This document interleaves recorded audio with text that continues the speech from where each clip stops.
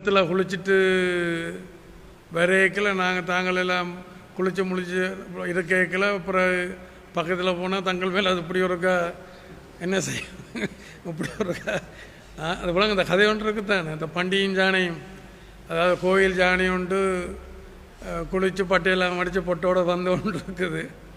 அப்போ ஒரு பண்டி சேத்துல குளிச்சுட்டு வந்து ஒன்று இருக்குது. பண்டிகை பார்த்த ஜானை ஒதுங்கி போய்க்கல பண்டி பேர் அப்படி ஒரு உயர் அதிகாரி சொன்னார். அப்பயும் தாங்கள் அதுக்கு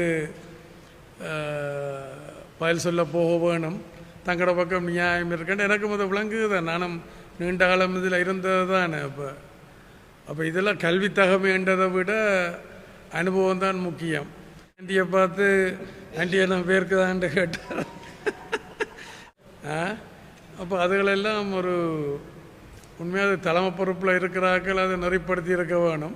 நான் இருந்திருந்தால் என்ன செய்திருப்பேன், ஒன்று மன்னிப்பு கேட்க சொல்லியிருப்பேன், அதை வெளியேற்றி இருப்பேன்.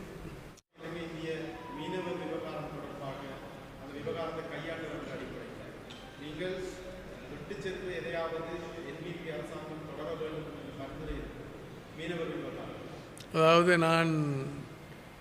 எனக்கு நேரம் அந்த தேதி உடனடியாக ஞாபகம் இல்லாவிட்டாலும் அக்டோபர் மாதம் 29ஆம் தேதி இலங்கை அரசும் அனுர அரசும் மோடி அரசும் இது சம்பந்தமான ஒரு கலந்துரையாடல் நடத்த இருக்கணும் என்ற ஒரு தகவல் எனக்கு கிடைச்ச உடனே தான் நான் அவசரமாக அனுரா ஜனாதிபதியை சந்திக்க நான் முயற்சி பண்ணினேன்.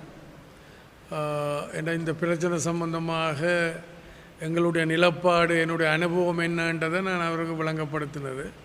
அது 100க்கு 200% அதை ஏற்றுக்கொண்ட மாதிரி கதைச்சார்.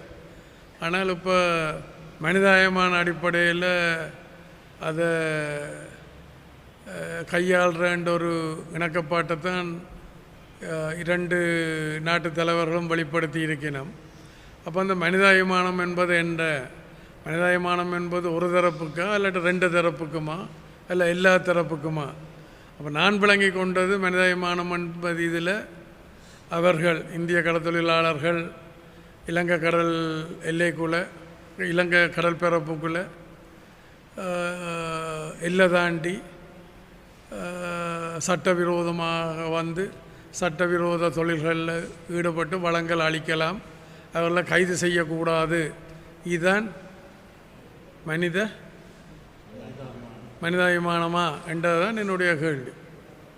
இப்போ அதுக்கு இடம் கொடுக்க முடியாது. நான் ஆட்சியில் இருக்கலாம், ஆட்சியில் இல்லாமல் இருக்கலாம், அதுக்கு இடம் கொடுக்க முடியாது என்றது தான்.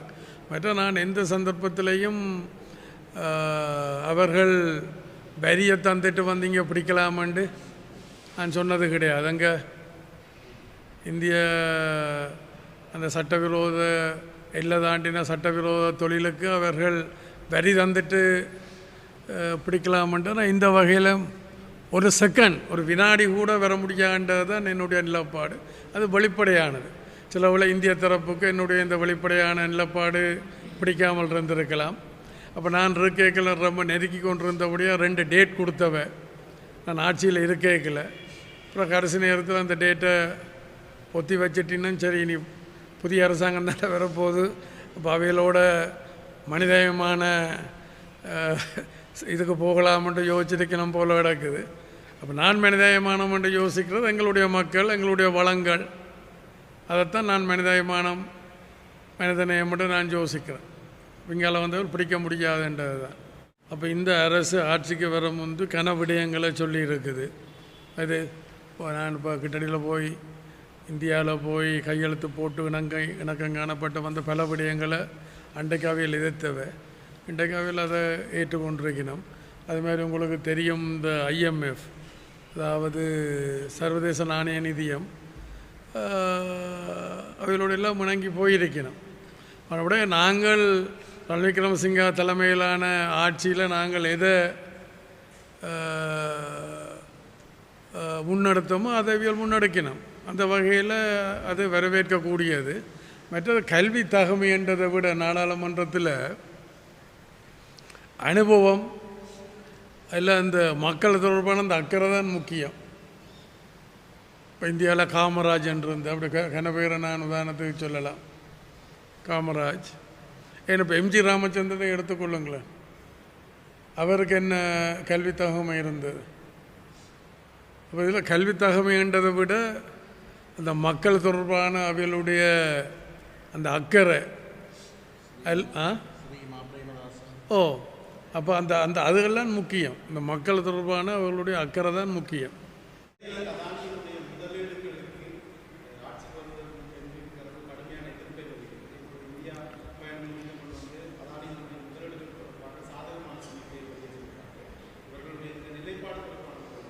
அதான் நான் சொன்னேன், ஆரம்பத்துலேருந்து தான் சொல்லியிருக்கிறேன்.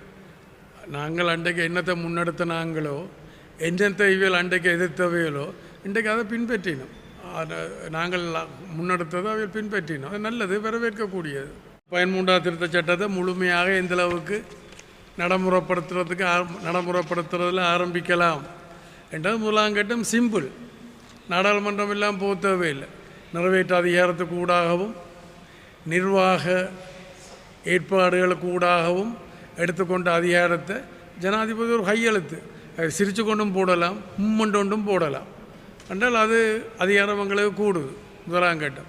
2ஆம் கட்டம் நாடாளுமன்றத்துக்கு கொண்டு வர வேண்டி இருக்குது. அதில் இப்போ அன்றைக்கு 50 பேர் நாடாளுமன்றத்தில் கூடினால் அதில் 26 பேர் சாதகமாக ஆதரவாக வாக்களித்தா சரி. அப்புறம் 3ஆம் கட்டம். அப்போ இந்த 2 கட்டமும் நடைமுறையில் விரையக்கில் நாங்கள் தேசிய நல்லிணக்கத்தையும் வலுப்படுத்துவோமா இருந்தால் 3ஆம் கட்டத்தை இலவாக செய்து முடிக்கலாம். அதுக்கு நாடாளுமன்றத்தில் 3/2 தேவைப்படும். சர்வஜன வாக்கெடுப்பு கூட போக வேணும். அப்போ இன்றைக்கு இருக்கிற அரசாங்கம் எந்தளவுக்கு தமிழ் மக்களுடைய உரிமை பிரச்சனையில் 3/2 கொடுக்குமான்றது கேள்விக்குறிதான் என்று அதுக்குள்ள ஒரு பிரதானமானவர் சொல்லி போட்டார். தான் இந்த 13ஆம் திருத்தம் சம்பந்தமாக ஒரு உண்மையான நிலப்பாட்டை வெளிப்படுத்திட்டார். அப்புறம் ஏதோ காரணங்களுக்காக அப்படி சொல்லல, இப்படி சொன்னது, இப்படி சொல்லல, அப்படி சொன்னான்ற இதுக்கு வந்துட்டலாம். இந்தியா செல்லும்போது முன்ன காலங்களில் செல்லும்போது ஒரு தமிழ் அமைச்சர் அல்லது ஒரு பாராளுமன்ற உறுப்பினர் தமிழ் மக்கள் சார்ந்த பிரதிநிதித்துவத்தில் இந்தியா செல்வது வழமையாக இருக்கிறது. ஆனால் இந்த முறை அவ்வாறு ஒருவரும் பங்கெடுக்கப்படவில்லை. நீங்கள் செல்லும்போது இந்தியாவிலிருந்து திட்டங்கள் சிறுதொழில் திட்டங்கள் மக்களுக்கு தமிழ் மக்களுக்கு கொண்டு வந்தது. இந்த முறை அவ்வாறு சந்தோஷப்படுறது காரணம் அதுக்கு ஏதாவது உள்நோக்கங்கள் இருக்க முடியும் நான் நினைக்கிறேன். என்றால் அதுக்கு பொருத்தமானவர் இல்லை என்று யோசிச்சிருக்கலாம், அல்லது அங்கே வந்தால் ஏதாவது உளறி தள்ளி விடலாம் என்று யோசிக்கலாம். அது அவர்களுக்கு தான் தெரியும். நீங்கள் சொல்கிறதில் அந்த இது இருக்குது. சரியோ ஒன்று ஒரு பொருத்தமானவர் இல்லையன்ற இதில் தான் அப்படி அழைச்சிட்டு போகாமல் இருந்திருக்கலாம்னு நான் நினைக்கிறேன். என்னுடைய அனுபவத்தில் இப்போ நான் இப்போ பல 7-8 ஜனாதிபதிகளை கண்டிருக்கிறேன். இந்திய பயணங்கள் எல்லாத்தையும் சந்திச்சிருக்கிறேன். அப்போ பொருத்தமானவர் இல்லையன்ற நினைப்பில் தான் அப்படி செய்திருக்கலாம்னு நினைக்கிறேன். அவருக்கு தான் வெளிச்சம். யாருக்கு வெளிச்சம்? மோடிக்கு. அவருக்கு தான் வெளிச்சம். அவரான ஜனாதிபதி, அது கட்டிக்காரன். இப்போ நான் சொன்னது தான் அன்றைக்கு இந்த தேர்தலுக்குள்ளே போய் சந்திக்கல நான் சந்தித்த ஆக்கள்லேருந்து கொஞ்சம் ஒரு வித்தியாசமாக இருக்கிறார். ஆனால் எந்தளவுக்கு அவரால் முன்னெடுக்க முடியுமென்றது இந்த இன்றைக்கு எல்லாத்தையும் எதிர்த்து கொண்டிருந்தவ இன்றைக்கு அதைத்தான் நான் பின்பற்றினோம். இப்போ என்னென்றால் முன்னாள் ஜனாதிபதி கூட வாழ்த்து சொல்லியிருக்கிறார், நன்றி சொல்லியிருக்கிறார். இந்த எக்கா ஒப்பந்தம் எல்லாம் அப்போ இழுபறியில் கையெழுத்து போடாமல் இருந்தது. இப்போ எல்லாம் இணங்கிட்டார். நல்ல விஷயம். இப்போ நான் என்ன சொல்கிறேன்றால் நாங்கள் முன்னெடுத்ததை அவர் பின்பற்றார். அந்த வகையில் அதை வரவேற்கத்தானே வேணும். நாங்கள் அதை இருக்கக்கூடாதான். ஆனால் இந்த விடயத்தில் களத்தொழில் விஷயத்தில் என்னால் அதை ஏற்றுக்கொள்ள முடியலை. அப்போ மனிதாயமானம்ன்றது என்ன என்றதை நான் அவர்கிட்ட ஒருக்கா தொலைபேசியில் கதைக்கிறதுக்கு இருக்கிறேன். நான் நேராக சந்திக்கல, தொலைபேசியில் அழைச்சி கதைக்க இருக்கிறேன்.